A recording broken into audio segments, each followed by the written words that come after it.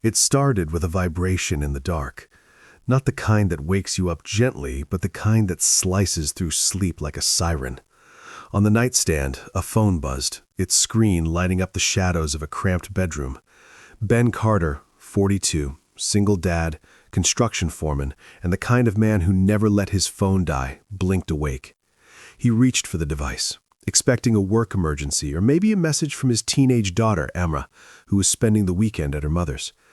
Instead, he saw a number he didn't recognize and a message that made his heart stutter. "Please help. I don't know what to do. My mom's on the floor. She's not moving. I'm scared." Ben sat up, the remnants of sleep evaporating. He read the message again, then again, as if repetition would make it make sense. The words were raw, unfiltered, the kind of plea that didn't belong in a world of spam calls and group chats. He typed back, hands suddenly clumsy. "Who is this? Where are you?" A pause. 3 dots appeared, then vanished. Then another message. "I'm sorry. I think I got the wrong number. I didn't know who else to text. My mom told me to call Uncle Mike, but I messed up. Please, I'm sorry." Ben's mind raced. He could have ignored it. He could have chalked it up to a prank or a misdial or the kind of mistake that happens 1,000 times a day. But something in the message, the desperation, the honesty, cut through his skepticism. He thought of Emma, of the nights she'd woken up from nightmares and called him, her voice small and scared. He thought of all the times he'd wished someone would reach out for help and all the times no one had. He typed again, slower this time. "It's okay. I'm here. Tell me your name. Where are you?" The reply came quickly. "My name is Lily. I'm 9. We live at 14 Maple Street, apartment 2B. My mom isn't waking up. There's blood. I'm scared." Ben's heart hammered. He swung his legs over the side of the bed, already reaching for his jeans. He didn't know Lily. He didn't know her mother. But he knew what it felt like to be alone and afraid. He called 911. Gave them the address, and told them what he knew. Then, without thinking, he grabbed his keys and headed for the door. The night was cold, the kind of cold that seeps into your bones and makes you question every decision. Ben's truck started with a reluctant growl. He drove fast, the city lights blurring past, his mind replaying the messages over and over. He texted Lily as he drove, keeping his words simple, steady. "I'm on my way. The ambulance is coming too. Stay with your mom. Talk to her if you can. You're not alone." He didn't know if she'd see the message, or if she'd even believe him, but he sent it anyway, because sometimes words are all you have. When he pulled up to Maple Street, the building looked like every other low-rent apartment complex in the city. Peeling paint, flickering lights, a row of mailboxes with names half scratched off. But tonight, it felt like the center of the universe. Ben ran up the stairs 2 at a time, his boots echoing in the empty hallway. Apartment 2B's door was ajar, a thin line of light spilling into the corridor. He knocked, gently at first, then harder. "Lily? It's Ben. I'm here to help." A small face appeared in the gap, eyes wide and red-rimmed. She clutched a battered phone in one hand, her other hand trembling at her side. Behind her, a woman lay on the kitchen floor, motionless, a dark stain spreading beneath her head. Ben knelt down, making himself as small as possible. "Hey, Lily, you did the right thing. I'm going to help your mom, okay?" She nodded, silent tears tracking down her cheeks. Ben moved past her, his training from years of first aid classes kicking in. He checked the woman's pulse, her breathing, shallow but there. He grabbed a dish towel, pressed it gently to the wound, and kept talking, his voice low and steady. "Ambulance is on the way. You're so brave, Lily. I know it's scary, but you're not alone." The ambulance arrived minutes later, red and blue lights painting the walls. Paramedics took over, their movements efficient and practiced. Ben stepped back, letting them work, but he stayed close to Lily, who clung to his arm like a lifeline. When they loaded her mother onto the stretcher, Lily's composure cracked. "Can I go with her, please?" A paramedic nodded. "You can ride in the front, sweetheart." Ben watched as they disappeared into the night, the ambulance's lights fading into the distance. He stood in the empty apartment, the silence pressing in. He could have left then. He could have gone home, told himself he'd done enough. But he didn't. He waited, just in case someone needed him. His phone buzzed again, a new message from Lily. "Thank you." Ben smiled, a small, tired smile. He texted back, "Anytime." He didn't know it yet, but that night was only the beginning, because sometimes a wrong number is exactly the right call. Ben didn't sleep that night. He sat in his truck outside the hospital, engine off, watching the revolving red lights reflect off the rain-slicked pavement. The city was quiet, the kind of quiet that only comes after something big has happened, when the world seems to hold its breath. He scrolled through his phone, reading and rereading Lily's messages, as if searching for some hidden clue, some detail he'd missed. He thought about going home, about crawling back into bed and pretending this was just another night, but he couldn't. Not when a little girl was somewhere inside, waiting for news, and a woman was fighting for her life because of a simple, desperate text. He remembered the first time he'd felt that kind of fear, the night Emma was born. Too early, too small, her first cries barely a whisper. He'd stood in the hallway outside the NICU, hands shaking, praying for a miracle. Back then, he'd promised himself he'd never let fear make him freeze. He'd act, always, even if he didn't know what to do. That promise echoed now, louder than ever. Inside the hospital, the waiting room was nearly empty. Ben found Lily curled up on a plastic chair, knees hugged to her chest, her battered phone clutched tight. She looked up when he entered, her eyes searching his face for answers he didn't have. "Hey, Lily," he said softly, sitting beside her. "Any news?" She shook her head, her voice barely above a whisper. "They said she's in surgery. They won't let me see her." Ben nodded, understanding. He remembered the rules, the way hospitals kept families at arm's length, the way time seemed to stretch and snap in those fluorescent-lit halls. He reached into his jacket and pulled out a granola bar, offering it to her. "You should eat something. Your mom would want you to." She hesitated, then took it, unwrapping it with trembling fingers.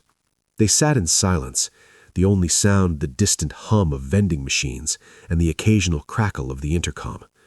Ben wanted to say something comforting, something wise, but all he could offer was his presence. After a while, Lily spoke. "Are you a friend of my mom's?" Ben shook his head. "No, I'm just someone who got your message." She frowned, confusion flickering across her face. "But you came. You didn't have to." He smiled, a little sadly. "Sometimes the people who aren't supposed to show up are the ones who do." She nodded, as if that made sense. "My mom always says people are better than you think, even when you're scared." Ben thought about that, about all the times he doubted it, about all the times he'd been proven wrong. He looked at Lily, at the way she tried to be brave, and felt something shift inside him, a quiet resolve, a sense that maybe, just maybe, he was exactly where he was supposed to be. Hours passed. Nurses came and went, their faces kind but distant. Ben called Emma, told her he'd be late, that something important had come up. Emma, wise beyond her years, didn't ask questions. "Be safe, Dad," she said. "Call me if you need anything." Finally, a doctor appeared, her scrubs stained, her eyes tired but gentle. She knelt in front of Lily, speaking softly. "Your mom is going to be okay. She had a bad fall and needed stitches, but she's stable now. She'll need to rest, but you can see her soon." Lily's relief was palpable, her shoulders sagging as if a great weight had been lifted. She looked at Ben, her eyes shining with gratitude.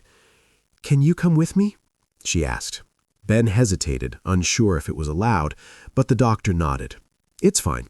She could use a friend." They walked down the hallway together, Lily's small hand finding Ben's. The hospital room was quiet, the only sound the steady beep of monitors. Lily's mother, pale but awake, managed a weak smile when she saw her daughter. "Hey, baby," she whispered, her voice hoarse. Lily rushed to her side, tears spilling over. Ben stood back, giving them space, but Lily's mother looked at him, confusion and gratitude mingling in her gaze. "Who?" Lily answered for him. "He's the one who helped. I texted the wrong number, but he came anyway." The woman's eyes filled with tears. She reached for Ben's hand, squeezing it tight. "Thank you. I don't even know your name." "Ben," he said simply. "I'm just glad I could help." They stayed for a while, talking quietly. Ben learned that Lily's mother, Maria, worked 2 jobs, barely scraping by. She had no family nearby, no one to call in an emergency. The fall had been an accident, fatigue, a slippery floor, a moment's distraction. It could have happened to anyone. As dawn crept through the window, Ben realized he'd never felt more awake. He promised to check in on them, to make sure they had what they needed. Before he left, Lily hugged him, fierce and unafraid. "Thank you for not ignoring me," she whispered. Ben smiled, feeling something in his chest loosen. "Thank you for trusting me." He walked out of the hospital into the pale morning light, the city waking up around him. He thought about fate, about the strange ways lives intersect, about how a wrong number could become a lifeline. He thought about Emma, about the kind of world he wanted her to grow up in, a world where people showed up even when they didn't have to. He drove home, exhausted but hopeful, the memory of Lily's small hand in his still warm. He didn't know what would happen next, but he knew one thing for certain. Sometimes the smallest act of kindness can change everything. Ben's life returned to its usual rhythm, but something fundamental had shifted. The days that followed were filled with the ordinary. Work boots thudding on concrete, the clang of steel, the smell of sawdust and sweat. But beneath the surface, a new current ran through him, subtle but insistent. He found himself checking his phone more often, half expecting another message from a stranger in need. He called Emma every night, just to hear her voice, to remind himself that the world could still be gentle. A week after that night, Ben stopped by Maple Street with a bag of groceries. He hesitated at the door, unsure if he was overstepping, but Lily answered before he could knock. She grinned, her hair pulled back in a messy ponytail, a bandage still visible on her mother's forehead behind her. "Ben," she exclaimed, as if he were an old friend. "Come in, Mom made cookies." Maria greeted him with a tired but genuine smile. The apartment was small, cluttered but filled with warmth, a stark contrast to the sterile hospital room. Ben handed over the groceries, feeling awkward, but Maria accepted them with quiet gratitude. "I didn't have to do this," she said, her voice soft. "I know," Ben replied, "but I wanted to." They sat at the kitchen table, sharing cookies and stories. Lily chattered about school, about her favorite books, about the stray cat she'd started feeding in the alley. Maria listened, her eyes never straying far from her daughter. Ben noticed the way she watched Lily, as if memorizing every detail, every laugh, every gesture. He understood that look. He'd worn it himself in the years after his divorce, when Emma was all he had. As the afternoon sun slanted through the window, Maria grew quiet. She looked at Ben, her expression serious. "I keep thinking about that night. If you hadn't answered, I don't know what would have happened." Ben shook his head. "You don't have to thank me. Anyone would have done the same." Maria smiled, a little sadly. "No, they wouldn't. Most people would have ignored it or blocked the number. You didn't. You showed up." Ben didn't know what to say. He thought about all the times he'd failed to show up, all the times he'd let fear or doubt hold him back. He thought about the world, how easy it was to look away, to pretend someone else would step in. He realized that maybe, just maybe, the world changed one small act at a time. Lily interrupted his thoughts, tugging at his sleeve. "Will you come to my school play next week? I'm the narrator." Ben grinned. "I wouldn't miss it for the world." The days passed quickly. Ben found himself woven into their lives in small, unexpected ways, fixing a leaky faucet, helping Lily with her math homework, sharing dinners that stretched late into the evening. Emma joined them sometimes, her laughter mingling with Lily's, the two girls forming a bond that felt effortless and true. Maria and Ben talked about everything and nothing, about work, about parenting, about the strange, fragile hope that had brought them together. One evening, as they sat on the fire escape watching the city lights flicker on, Maria turned to Ben. "Do you ever wonder why things happen the way they do?" she asked. "All the time," Ben replied. "But I think sometimes the universe gives us a chance to be the person we wish someone had been for us." Maria nodded, her eyes shining. "You were that person for us." Ben looked at her, at Lily, at Emma, and felt a sense of belonging he hadn't known he was missing. He realized that family wasn't just about blood or history. It was about showing up, about choosing to care, about answering the call even when it came from a stranger. The night of Lily's school play arrived. The auditorium was packed, the air buzzing with excitement. Ben sat in the front row, Emma beside him, Maria on his other side. When Lily stepped onto the stage, her voice clear and strong, Ben felt a swell of pride that surprised him.